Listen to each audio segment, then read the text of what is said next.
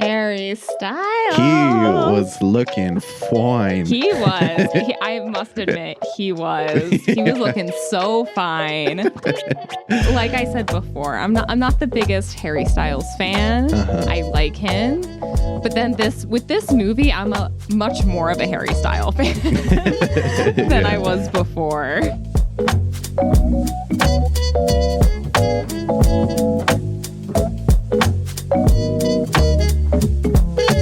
Hello and welcome to the Art of Costume Blogcast. I'm Elizabeth Joy Glass. And I'm Spencer Williams. Hey, Elizabeth. Hey, Spencer. How's it going? It's going. Welcome back, season 3.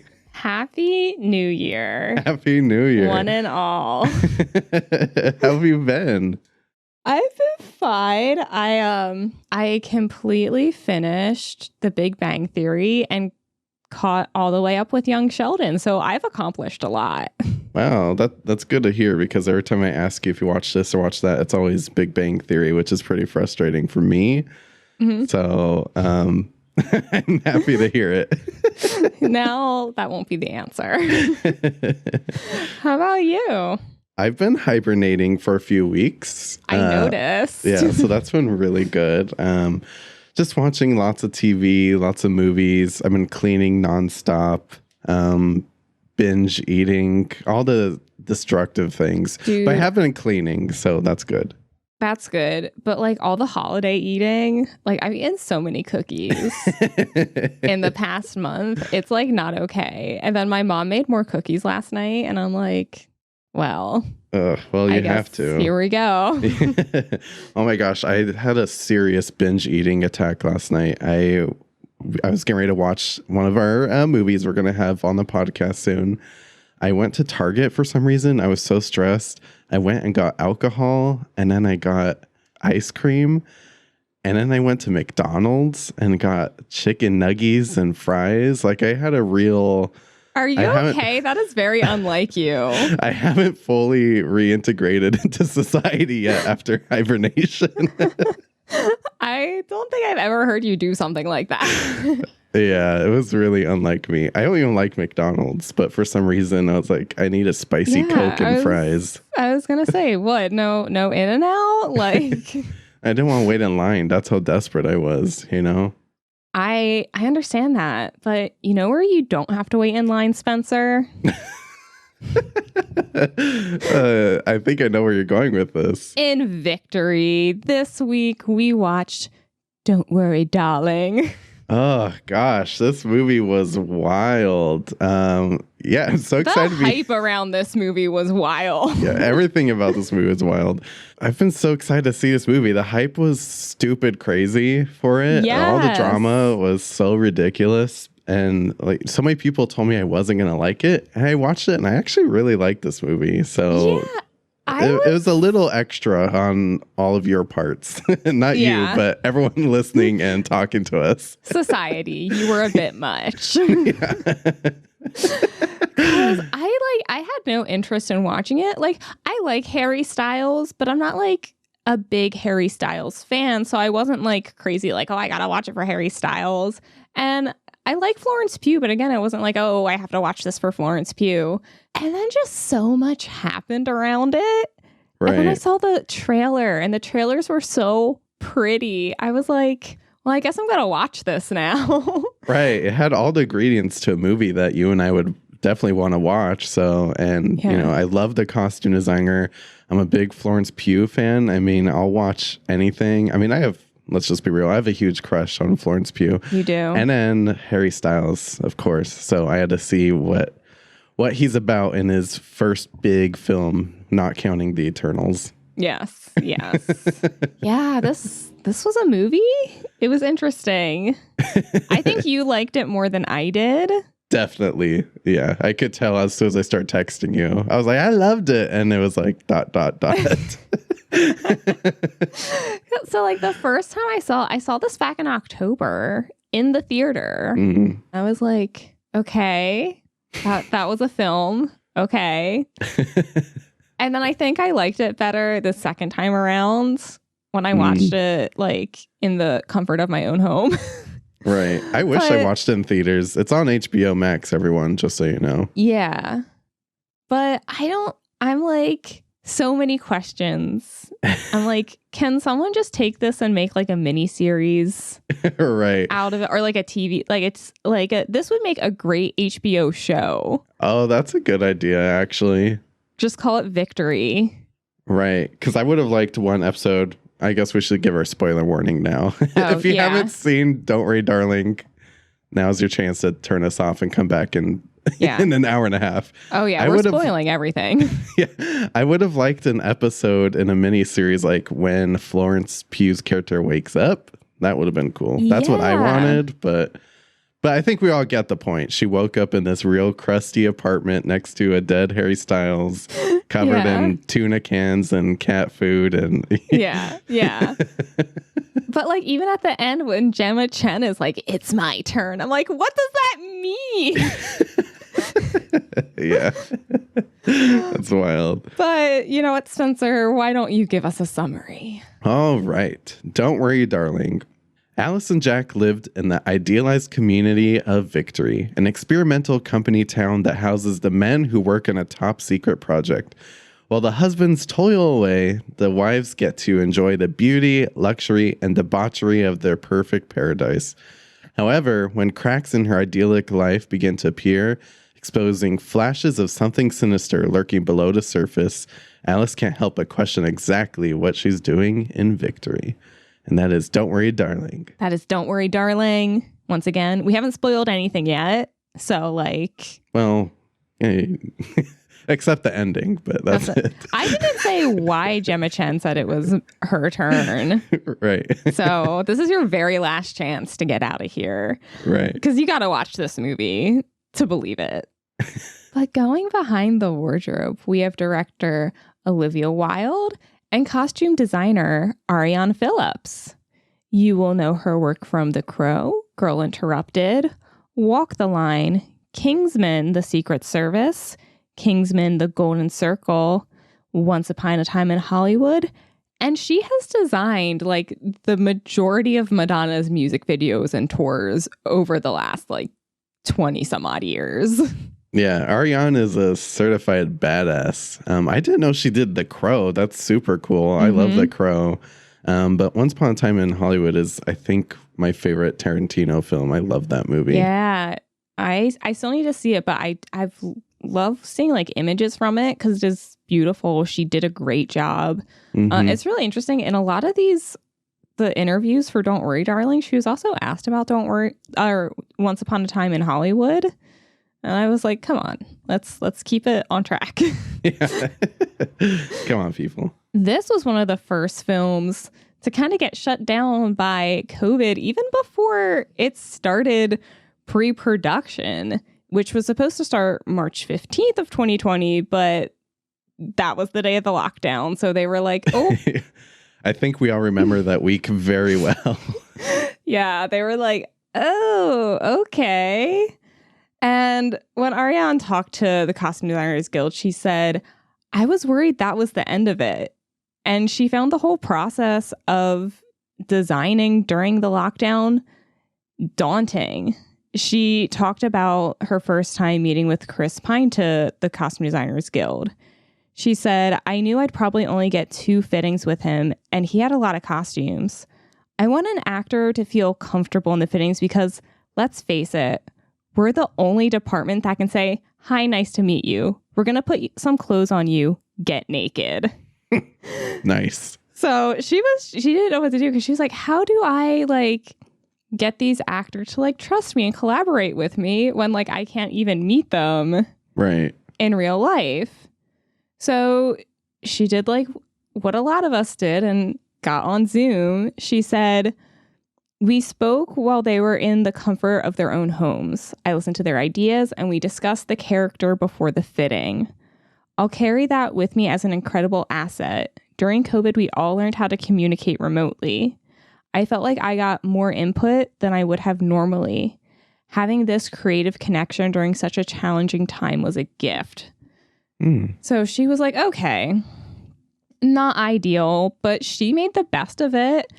And you can really tell from how it all came together, how, all the actors, I will say they look so comfortable, like in their costumes. Like they really do look like they're just like sitting around in their day-to-day clothes, which for a period piece, sometimes it doesn't always feel that way, but they all look very relaxed in the colorful world of Victory. She said to Elle.com, color and silhouette are always my first approach when designing, especially in this period. Mid-century film design is built into literally the way Victory is designed. You see the little model that is in the prop in the movie. So she's very right. The whole Hollywood look of the mid-century is literally just what Victory is. Right. Yeah. It's all, once you see the movie and you kind of go back, you're like, this is just like one big Disneyland set, that you would walk into mid-century world or whatever. Yeah. There were definitely backlots that looked exactly like this with prop homes and everything. And because she's designed for this period quite a bit. And again, talking to Costume Designer Guild, she said, when I design a period film, I always love a mixture of made to order and the real thing. Unfortunately, there's not a lot of originals from this time period that are in great shape. Luckily, we were working with Western Costume. Eddie Marks and his assistant, Kristen Ann, were fantastic. We built many costumes in the workroom. We also had an incredible pattern maker and fitter, Joanne Mills, from local 705 building in-house. So, which I never really thought of that before, but I'm like, that's probably true. This is one of the first time periods where made to wear kind of not fast fashion yet, but faster fashion was, coming into the picture. So yeah, those clothes were worn. They were worn a lot. And no, they're probably not, day-to-day wear is probably not in great shape. Right. It's so interesting though, once we get into the film though. But remember that scene when they're at the store and they're buying clothes right off these models? It's kind of a crazy way to think about it. It's these men designing this world and they're coming up with these ultra high fashion looks that are still kind of modern in a sense, but trying to be this mid-century look. I don't know, it's kind of a mind I found that all really interesting. Not that I heard it talked about a lot, but there is there's a very modern feel to all of it. I mean, just in the diversity of Victory, you can see there's that kind of modernization. Because if this was a true period piece, Victory would not be that diverse. Right. And then, but you do also see it in the clothes. The first thing that kind of made, when I first saw it, I was kind of taken aback was when they're at the pool that first time with the new wife. Right. And a woman walks behind them without a top on. She's got bikini bottoms and no top. Right. I did see that. Yeah. I was kind of taken aback and I was because before I realized the twist was oh, she's in a virtual world. I was wait, how are they all okay with this? Yeah. No one was batting an eyelash. And I'm well, yeah, that's very modern. Their values haven't changed being put into this world. It's just the whole aesthetic is mid-century, but they're still living with a 21st century mindset. That is so wild. I thank you for bringing that up because I haven't thought about that part yet. And this whole thing is this screwed up, metaverse, I would say, designed by men. Yeah. So of course there's women walking around topless because this is all designed in the eyes of men. So it's all, wow, my brain is literally exploding right now because it's true. That would not happen in the actual mid-century. No. So it's all wild. So the whole thing is, pretty creepy if you're looking at from a costume design point of view, which really points to the genius of Arianne Phillips. Exactly. And I cannot wait to get into it some more because she has done quite a few interviews. But after this little break, Spencer, are you ready to jump into it? I gotta go lay down after that behind the wardrobe fact. But yes, I'm ready. Let's take a quick break.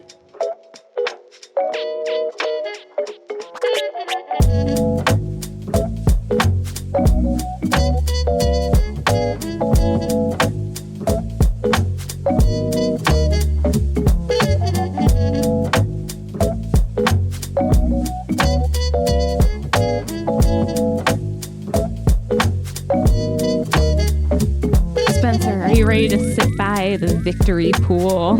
I actually, let's be real, for the first 45 minutes of this film, I was actually like, it's kind of nice actually. I could picture myself in victory. Honestly, if I was Bunny and I was given the choice, I'd be like, yeah, let's do it. Yeah, some consent forms perhaps, I get it. Because it's just look at this. Look at this. It's beautiful. And she talked to Vogue about it. Arianne said, at first, I worked in a primary palette that was very bright and exciting. It was very reflective of victory and that Palm Springs world that you think you see as victory. I think that was my favorite part of the costumes, actually, was the color palettes. It was so bright and vibrant, very Palm Springs. I mean, I had to look up to make sure it was in Palm Springs, but it's just, if anyone's ever been to Palm Springs, this is just the ideal life. It's perfect, very colorful, vibrant. I loved it. That was my favorite part. It was so beautiful. And it was just it's just ladies in beautiful clothes sitting around buying more beautiful clothes. Just that 1950s, 60s, idealized world, which seems wonderful till you realize they're all trapped there. Right. They're trapped in a really messed up men's universe, metaverse type of thing. Ugh. Exactly. But we're talking about, you don't know that at first. Arianne talked to MSN about this. She said, well, I was very aware that the audience is experiencing victory in real time with Alice. We're trying to figure out what victory is all about as well. I really wanted to design a film that was beautiful and seductive and really leaned into the mid-century design so that the audience would also be seduced by victory. And it would be beautiful. And I was like, you succeeded. Yeah, mission accomplished. Seduced. Consider myself seduced. Job well done. Yeah, and she kind of elaborated even more to Elle.com, saying, they're this idealized rat pack culture. There is an elegance in the way the men dress in the 60s. We're leaning into that veneer and facade of presentational dress for men and women and the societal expectations of women at the time. Right. It's you leaned all the way in the best way possible. Yeah. And at first you don't really realize that 100%, but especially once you finish the movie and you look back at it we are, yeah, that's exactly what was happening the entire time. I'm getting such a better appreciation for this movie as we're talking about this. It's so cool. Yeah. It's my only problem with the movie is it's not explained well enough. I don't think they got their point across very concisely. You know what I mean? But everything aside from that, everything else is just gorgeous and beautiful and everything's pointing in the right direction. But I don't feel like they quite got their point across. For me, I think I got the point. I think it's just a little bit more read between the lines, which is why I think it ends the way it does, where it just kind of goes black. You get what I understand what you're saying, but at the same time, once you kind of sit back, you're like, okay, this is probably what happened. But either way, so beautiful. Yes. Seductive is exactly the right word I would use for it. And talk about seductive Florence Pugh. Yeah.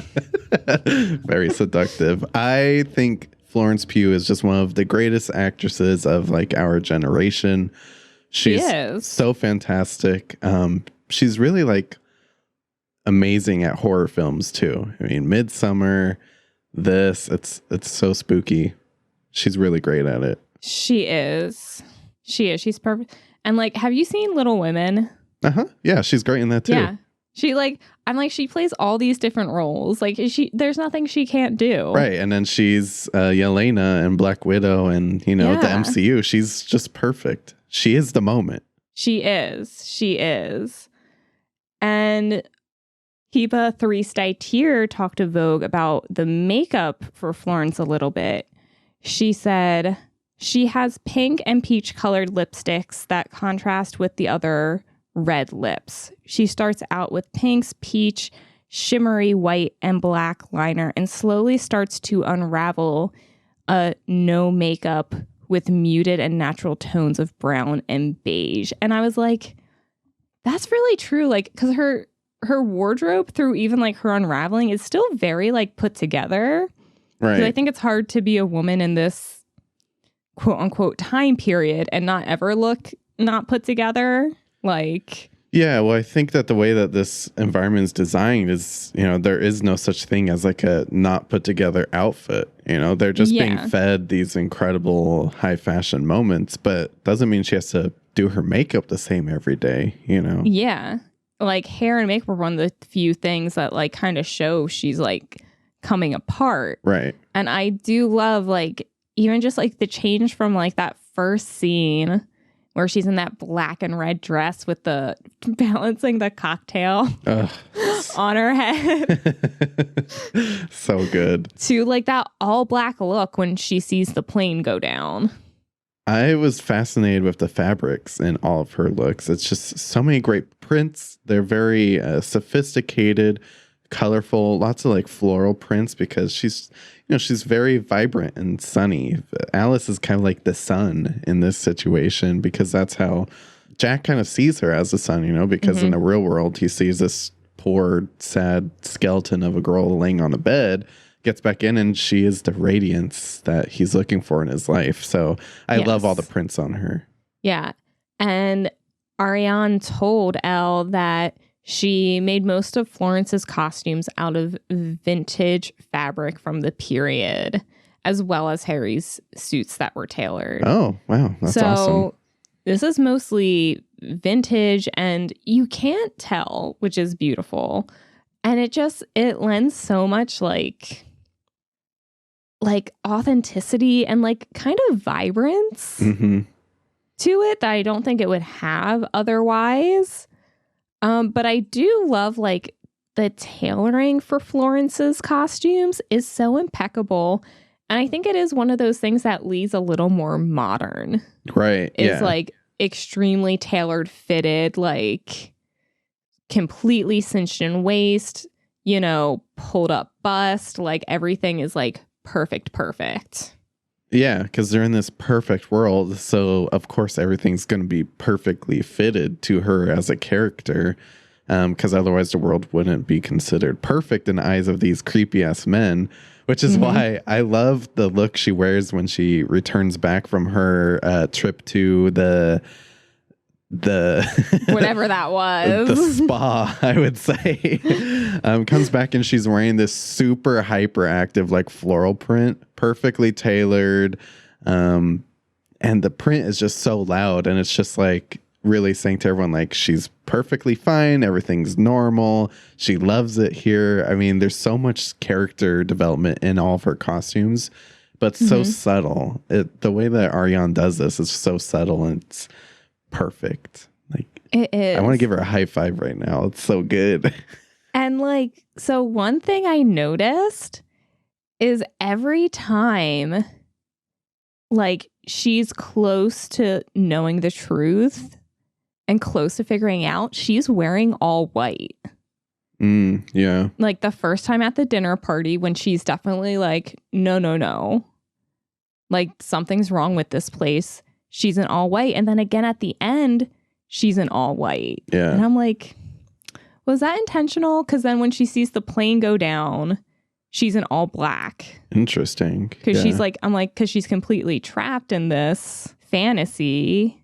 And then each time she almost gets out, she's wearing white. And I'm like, I wonder. Yeah, the time she does get out, she's covered in her man's blood.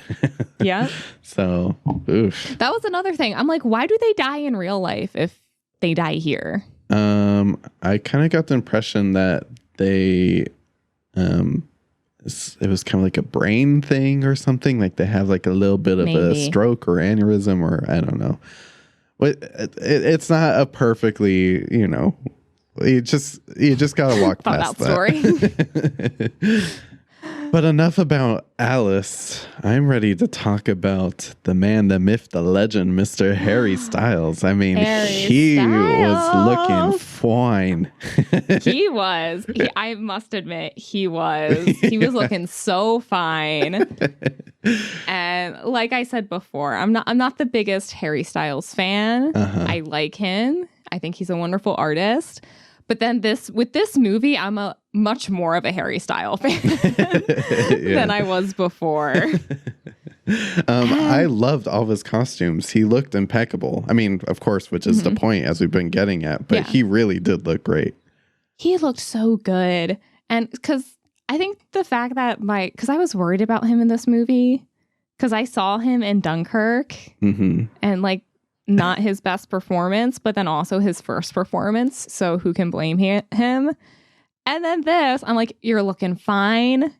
Your acting is incredible. Yeah, I thought he did a great job. I saw him gain a little bit of like online hate. I'm like, I don't know, like that. Good job. That entire scene when he was in the car and kind of like having a full on meltdown. I was sold. I thought he was killing it right there. So I was like, yes, sir. You do look like the whiny child man that you are. Yeah, that's a good way to say it.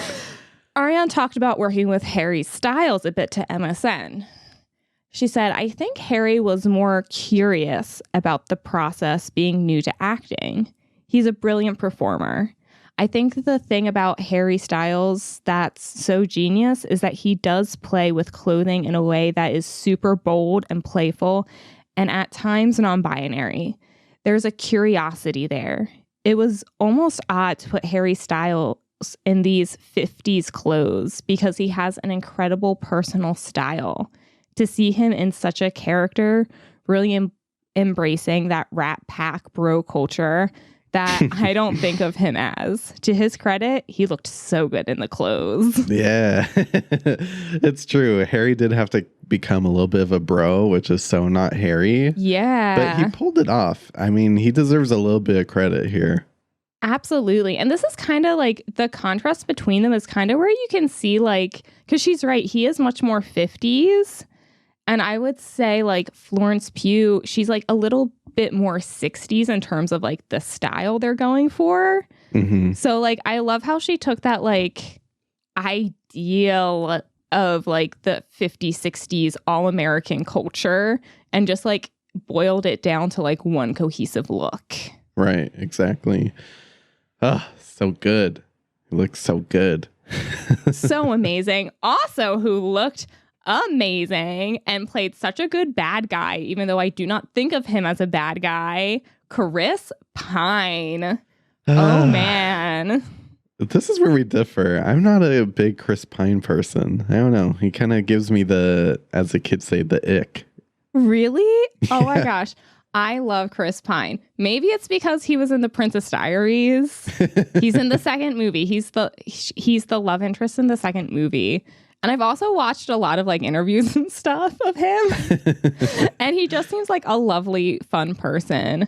And well, I will say he did a really good job in this film. I mean, he sold that like cult leader kind of culture we've been basically guessing at in this movie. Yeah. I thought he nailed it. Yeah, he did. He did. And Arianne talked about working with him to MSN again. She said, "Oh, it's all Chris Pine about his performance. I love his work in this movie. Chris personally likes to be barefoot a lot. The scene when everyone's at his house and they're talking about him and Shelley's house, then changing the world, and it's the exterior scene by the pool. Chris wanted to do the scene barefoot." And I'm like, 100%. Frank has this cocky cult leader confidence, and he's gorgeous. He looks like the perfect man and figurehead. The kind of man that I think men and women want to be and are in love with. He has that in spades. So costumes really didn't do much. I just had to underscore what he was doing already. Right. Maybe he just plays this role so well, but he plays a cult leader so well. It's like bleeding into real life for me. He was so good at it. Truly. And it's like, when you think about it, compared to everybody else's costumes, yeah, he doesn't have super elaborate costumes. Mm-hmm. They're all very simple. Like, I mean, the party scene is the only time like he wears a tie that I can think of. The rest of the time, it's like very casual, very plain, like black and white, nothing too crazy. I love the look he wears by the pool at his party. That like duo-toned look with the black and like the, I guess, kind of like a light tan look. Yeah. I mean, that is one of my favorite costumes. It's very 50s, 60s, very sophisticated. Makes him look so muscular and hot. And, you know, it really does everything. I didn't realize he was barefoot. But now that I know that he's barefoot, I mean, that is a excellent choice. Sometimes the choice in costuming is no costume. And that said everything. That's way more cult leader than if he was wearing shoes. Truly. What was also fabulous was Dita Von Teese. Yes. Her scene. I wish that scene was they showed her a little bit more. Right. Because like the second time around watching it, I was like, oh, they only show like clips of her performance. And it's like, you have Dita Von Teese. Like, what are you doing? Right. They cut back and forth. It reminded me in The Fifth Element when the diva's singing and they keep cutting to the fight scene. I'm like, I want to see Dita Von Teese, you know? Yeah. And the story of how she got in the film is really interesting because her and Arianne are longtime friends. Oh. And I believe that's not neighbors. Surprising. Yeah, not surprising. And she, you know, kind of talked to Olivia and was like, oh, wouldn't Dita Von Teese be great in this? And Olivia was like, oh, yeah, she would. And was like, okay. Arianne was like, let me send her a text. Okay. So Arianne sent her a text and Dita Von Teese immediately said yes because her tour had been canceled due to COVID. Oh. So Arianne and Olivia went over to Von Teese's house to just go through her costumes. Wow. And they chose this Swarovski crystal encrusted piece to be the centerpiece of this big party scene. That could not have worked out better. It could not have. And Dita Von Teese talked about her involvement to Vogue, saying, Olivia was the one that suggested I be blonde. And I was like, well, I have a great blonde wig right here. It was fun. Because I was like, when I first saw this, I saw her and I was like, oh, she's gorgeous. She looks familiar, but like, I don't know. And I watched the most recent season of Marvelous Mrs. Maisel has a lot of like burlesque dancers in it. Uh-huh. So I was like, oh, maybe I'm just thinking of like the latest season of that. And then when I was doing research and saw it was Dita Von Teese, I was like, oh my gosh, of course that's her. Like, right. She is so spectacular in this film. I mean, I've always wanted to see a Dita Von Teese show because this is kind of typical to her tour where she dances in the glass and it's so beautiful. I've actually met Dita Von Teese once in my life. Really? And it was one of the most intimidating moments ever. I like was standing next to her at a party and I said something like, hello. And she's very, when I say me, I mean very loosely me. She like said hello back, but she's very exactly how you imagine her. She's like very quiet and very like she's a real person. She's just like shy and quiet and cute. But then also at the same time, she has such like a strong, powerful energy where, yeah, so cool. I mean, I just watched her walk around a party and I was like, well, that's Dita Von Teese. You're like, this night couldn't get better. Right. The night could get better for Florence Pugh's character. And Arianne talked about the scene a little bit more to MSN, saying, so it worked out having Dita, and that was really fun to have her there because I think that really added to that sexual tension that was on the page and the debauchery and the decadence of that scene.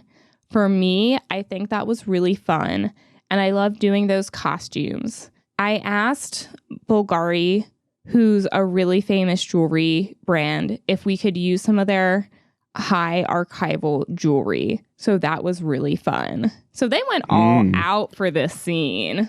Right. I'm not a big jewelry person, but like I could tell just watching this film that the jewelry was on point at all times. It was very, very, you could tell, expensive.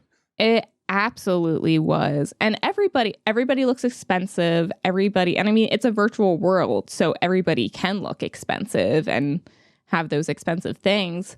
What I found really interesting about this scene was she's supposed to be wearing, this is a dress from her husband, Jack, which it's very beautiful. Like, nothing against this dress, but I'm like, it's not very, it doesn't complement Florence Pugh very well. Like, it kind of makes her fade into the background.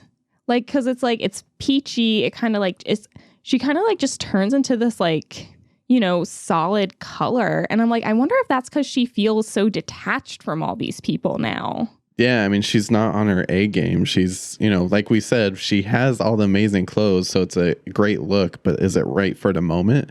Maybe not, because maybe her head's just like not in the game, you know? She's just like, okay, put on this very expensive gown, but she's focused on what the hell's going on here. Yeah, she doesn't get it. And one of the things that keeps flashing up and is very creepy are these dancers. And when talking about choosing a blonde wig, Dita said to Vogue, I think Olivia wanted to tie in the Busby Berkeley type girls with the blonde wigs who were in the weird flashback thing. That's and interesting. She was right. So Busby Berkeley was a director and choreographer known for creating extravagant and iconic dance numbers during the 30s and 40s, including those in 42nd Street and Ziegfeld Girl. His signature was creating geometric shapes to be filmed from above. Wow, that's interesting.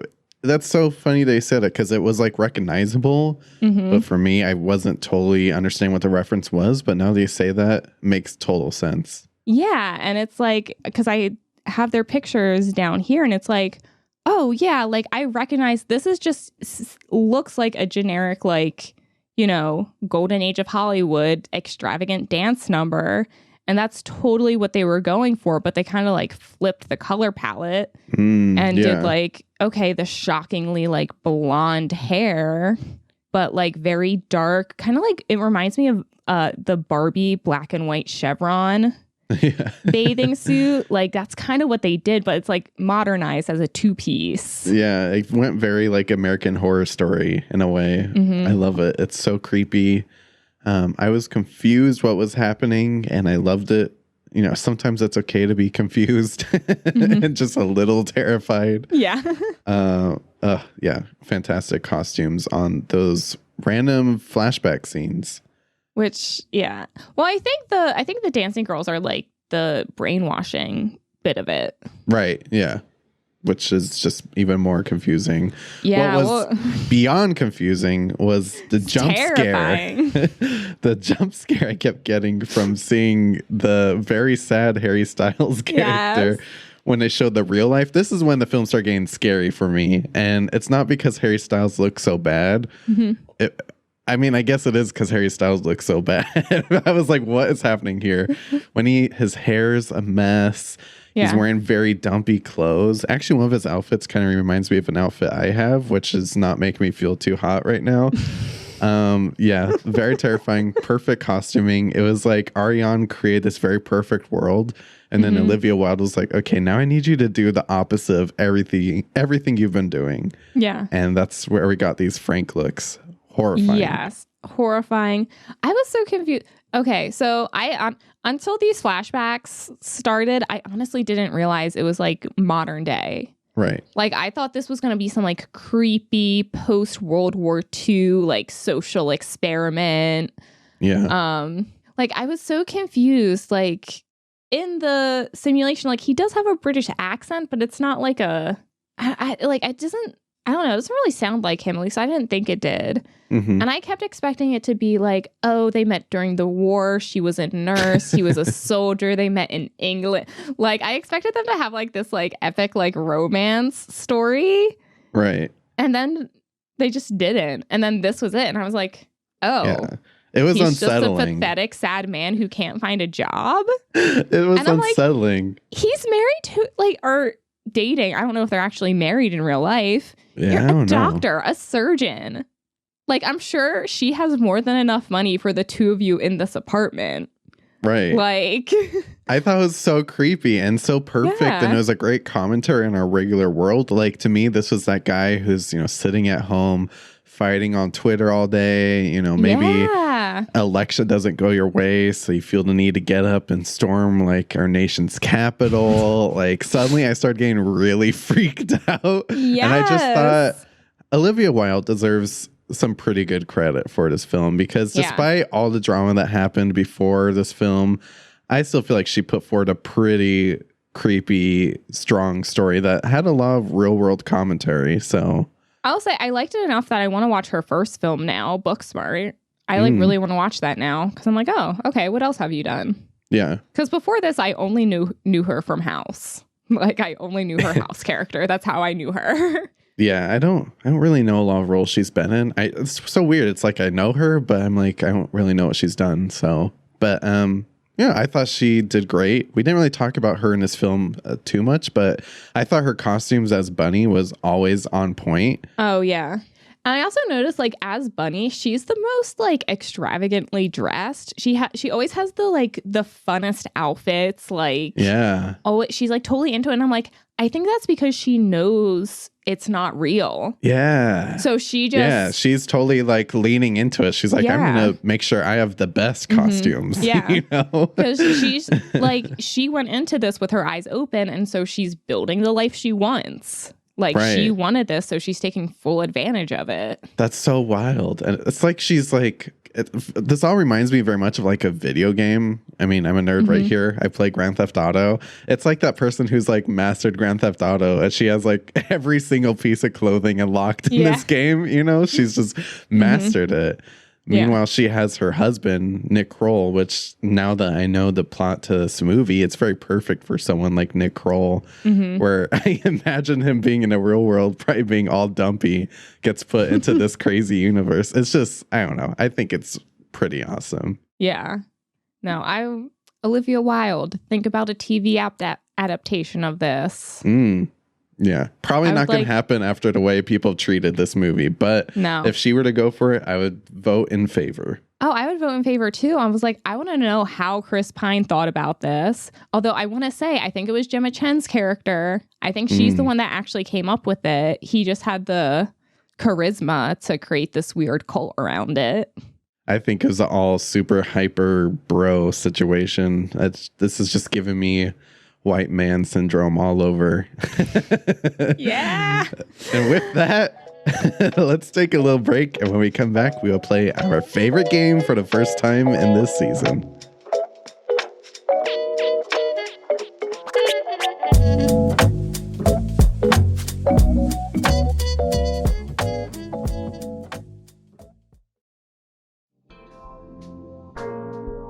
What's up, costume nerds? This is Spencer, co-host and producer of the Art of Costume Blogcast. I love the simple things in life: free parking, air conditioning, and a nice comfortable hoodie. If you feel the same way, then I'm here to let you know that if you wanted to support our show, you can head over to theartofcostume.com/podstore. There you can buy awesome Blogcast merch through TeePublic, such as t-shirts, hoodies, coffee mugs, and stickers. We even have a baby onesie for all those baby costume designers out there. To get your merch, head over to theartofcostume.com/podstore. Thank you for all your support.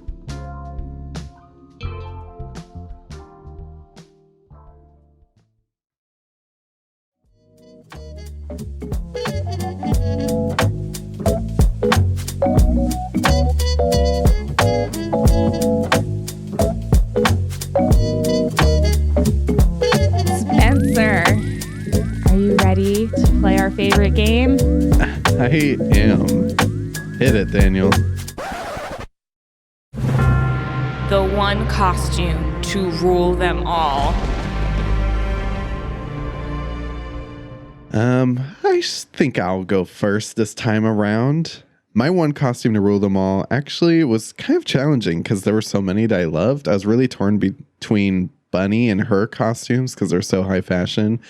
But of course, I went to Florence Pugh and Alice because her costumes had so much meaning.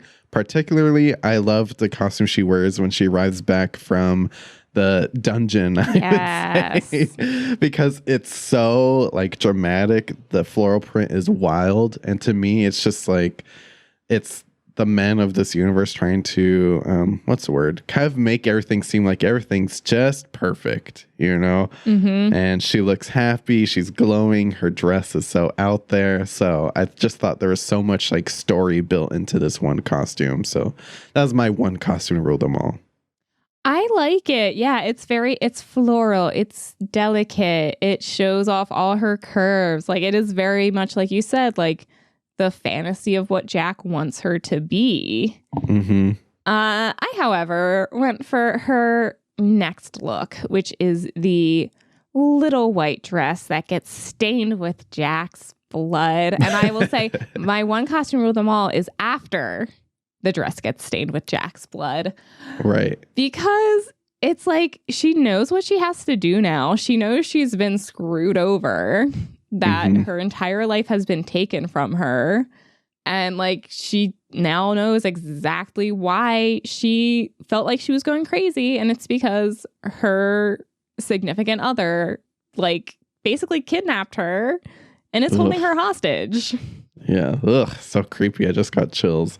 And it's the stain on her dress is what starts to alert everybody. Everyone sees the blood and they're like, there's no blood in this universe. Like, what's happening here? And things start exploding and like all sorts of everything just starts falling apart. Oh my gosh. The one wife with the very like short hair, I'm forgetting her name, but like the look on her face is like she's starting to think of realize something's not right too. Right. Her husband, quote unquote, is like freaking out. Nick Kroll is like trying to hold it together unsuccessfully. Yeah, because he definitely knows what's going on. The whole thing is glitching out. And yeah, that's actually one of my favorite costumes as well. So great choice, Elizabeth. Thank you. Spencer, I am just so excited for this new season. I feel like we have a great lineup and we have a little bit of a different schedule. Right. So just so everyone knows, Elizabeth and I have already kind of planned out the entire year. We have so many great episodes this season. I don't think there's a single episode that I'm not excited for. However, at the moment, we are kind of switching up our schedule. We will be releasing episodes on Tuesdays, but every other Tuesday at the moment. As you all know, this podcast is a lot and we love this podcast, but sometimes we need a little bit more time to get things ready. So for the time being, we're going every other week. We're not saying that's permanent. We don't really know. But we're still going to be giving you some really quality episodes and we're really excited about that. Yeah. And also keep your eyes out for bonus content. We're not going to stop doing that. So always keep an eye out for bonus episodes. Yeah, I think that's one of the main reasons why is because we have so many bonus episodes happening this year. So you'll probably still be hearing us on a pretty regular basis. And with that, if you love this episode and you want to tell us what your favorite costume was, we still have our voicemail number set up at 626-515-1826. Or if you just want to email us and tell us what you thought, you could email us at the Art of Costume Blogcast at gmail.com. And we'd love to read your comments. Yes. And talking about our stellar lineup, Spencer, what are we watching next week? I am so excited. You all know we're excited. We have to talk about the new Netflix series Wednesday with Jenna Ortega.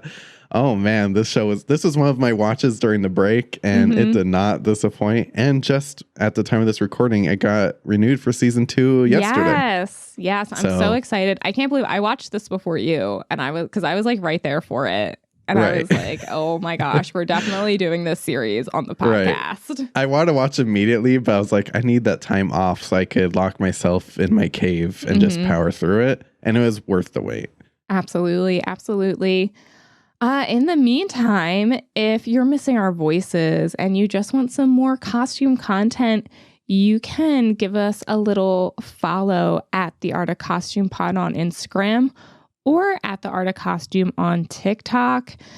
You could also, if you just want a snuggly little Art of Costume Blogcast sweatshirt, you can get that at the artofcostume.com/pod store.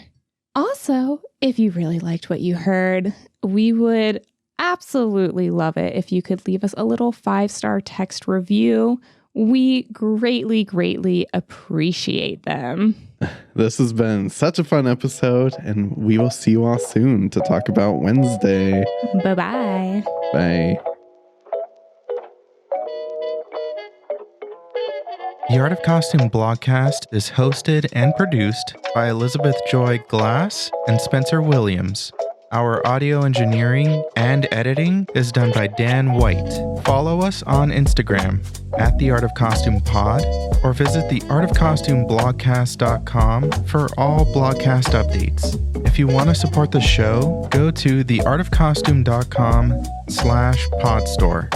Or you can head over to patreon.com/theartofcostume for some bonus content. For more costume reviews, deep dives, and interviews, head over to theartofcostume.com, a blog dedicated to highlighting the best in costume design.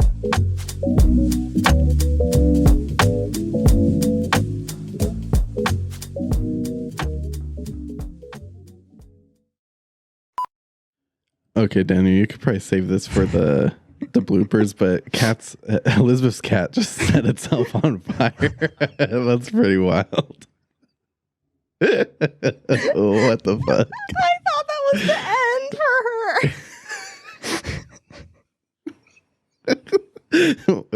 her. I'm not a superstitious person, but I am a little stitious. What does that say about our recording? I don't know. Okay, we have to start back. Okay.